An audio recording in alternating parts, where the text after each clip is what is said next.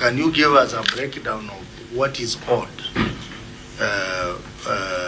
by NHIF in all these hospitals?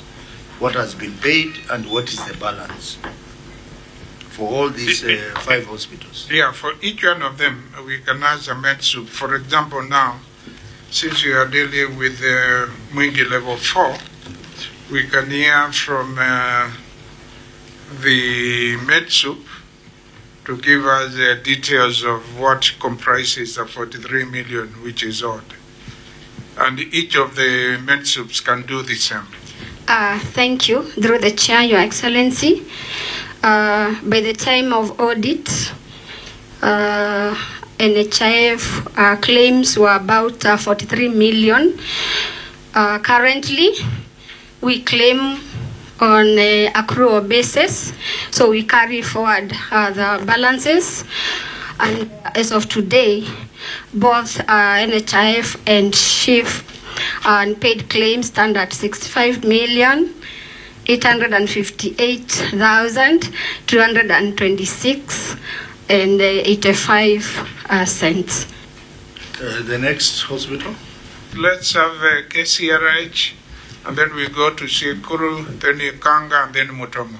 That way, if you want to hear from all of them, in that order. And thank you, Chair.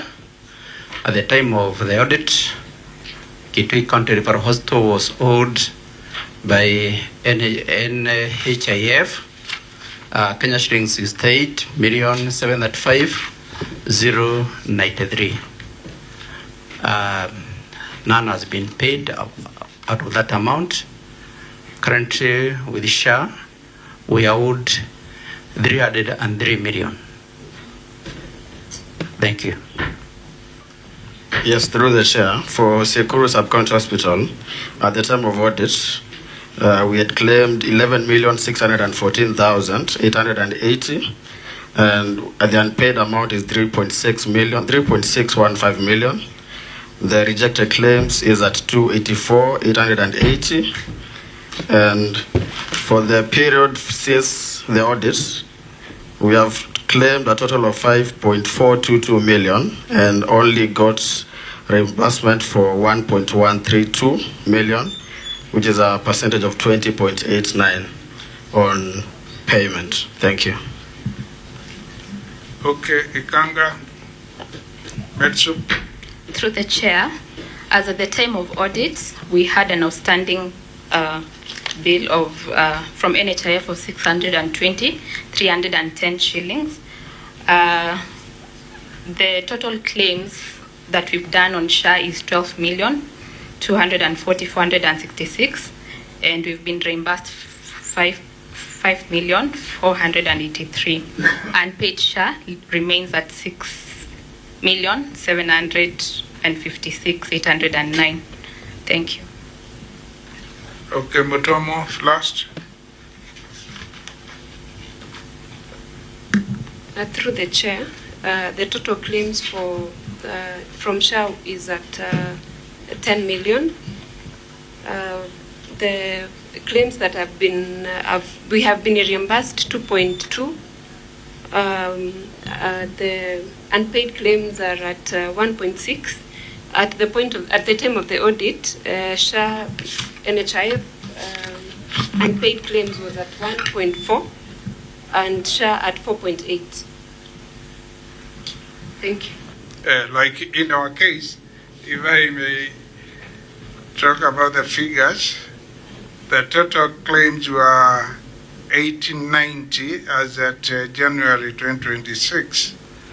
They remitted 410, and there is a balance of 480 million, which is 54% of the claims which have no issues. And this is just one county, and if you go to others, the situation is more or less this much similar. Senator Ombo. Thank you, Chair. Chair, there's a more fundamental conversation that needs to happen. The conversation around for how long then will counties carry this burden? You see what happens is that this government again has introduced a system of accounting called accrual, where you are supposed to include things that you imagine you will get. You know, finances that you imagine you are going to recover. But in the admission of the auditors, and if I'm wrong, they can correct me. Some of these monies seem like they will never be recovered. So they will still stay in the books of the counties, and yet, Chair, the counties are not the ones who are supposed to be paying themselves. They are supposed to be paid by other institutions of the national government. So that governor and your colleagues in Kilifi would have been a more fundamental conversation to have. So that, yes, we are moving to a system of accrual, but where the realization of finances is not determined by county government, determined by the national government, who takes responsibility for it. Like you see, it's